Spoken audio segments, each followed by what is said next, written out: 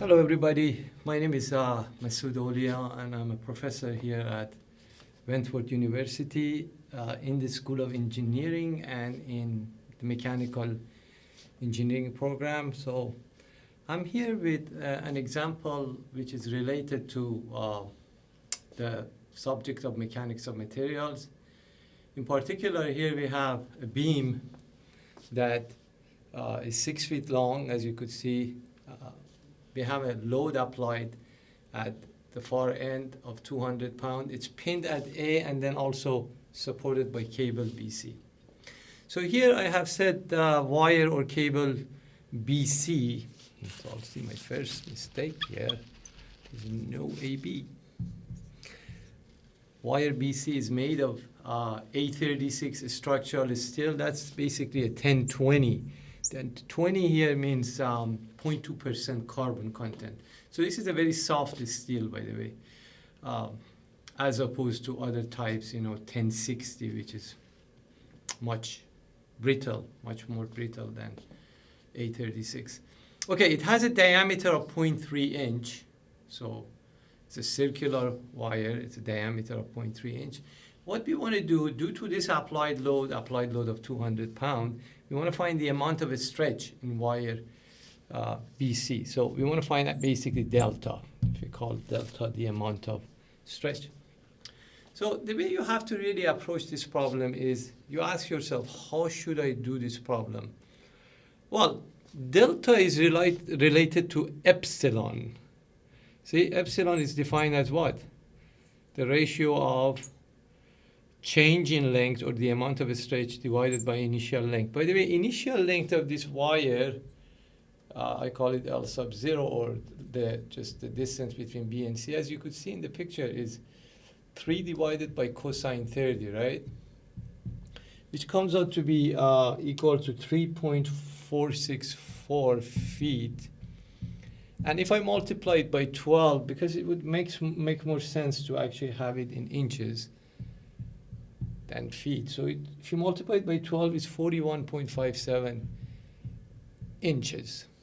Okay, so that's the initial length. So in a way, I have to find epsilon in order to find delta. I have L, or L naught, here. Then I ask myself, how do I find epsilon? Well, epsilon depends on the material, depends on sigma, the load that is, or the stress that is in bar BC or wire BC. So then I go to Hooke's law, provided I'm within the linear elastic zone. So I need sigma then. And sigma is what? Sigma is load divided by area. So basically I have to figure out what is the tension developed in this bar BC and then use this approach. First find the stress, then use modulus of elasticity. By the way, modulus of elasticity for a steel A36 is 29 million psi. You get that from a table, or it's given to you in a given problem.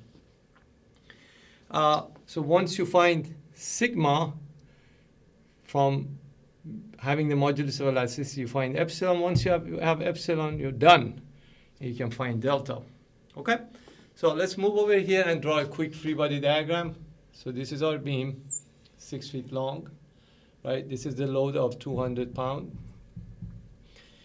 We have a pin reaction developed at A. We know that we're going to get two components of reaction. Actually, we're going to take moment about this point in a minute.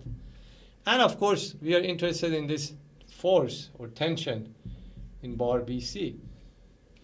So you see this angle actually is 30 degrees. So go ahead, take moment about A and find that tension. Very straightforward, guys.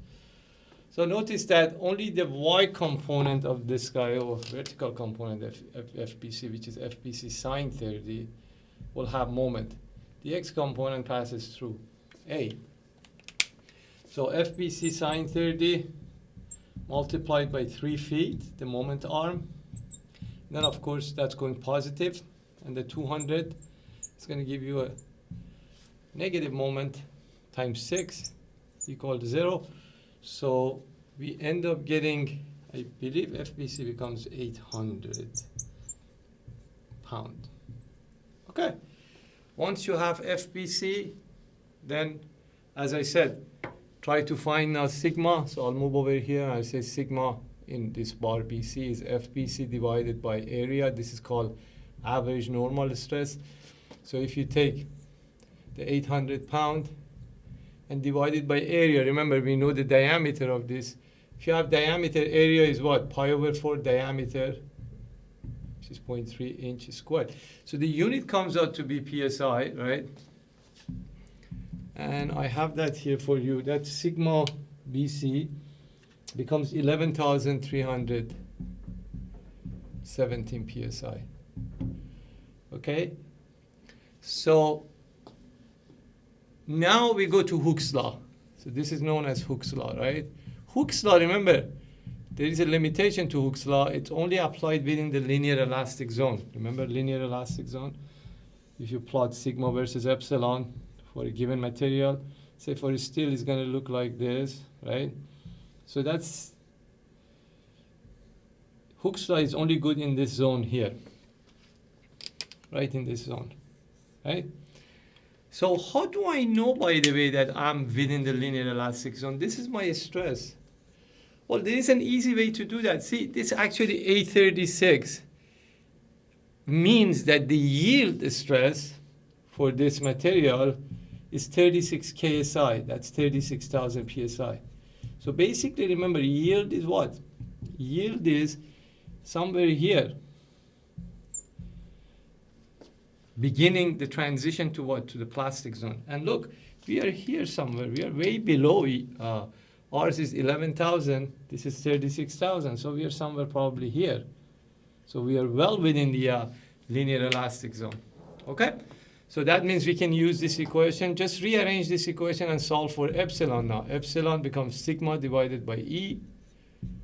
So if I take 11,317 PSI and divide it by 29 million PSI, which you get from a table, notice that epsilon is going to be dimensionless, and that's the nature of epsilon. So that becomes 0.0003903. Okay? Dimensionless. So now we are almost done, as I said. Look, I want to solve for the amount of a stretch. So all I have to do is to take the length, initial length, and times multiplied by epsilon. And that's why I said it's better to change that initial length to inches. It will make better sense. So 45.57 inches multiplied by this small number, which is 0.0003903. So final unit, or the amount of a stretch, going to be in inches, and that's very small, 0.0162. You're talking about, of course, steel, and you're not going to get much of a stretch, especially at this load. If you increase the load, by the way, if I triple that load, make it to 600 pounds, this becomes triple. So that's almost 34,000 PSI, which is still within the range, guys, okay? Still within the range. In that case, you might see, you obviously get more stretch, okay? So I hope you enjoyed this video.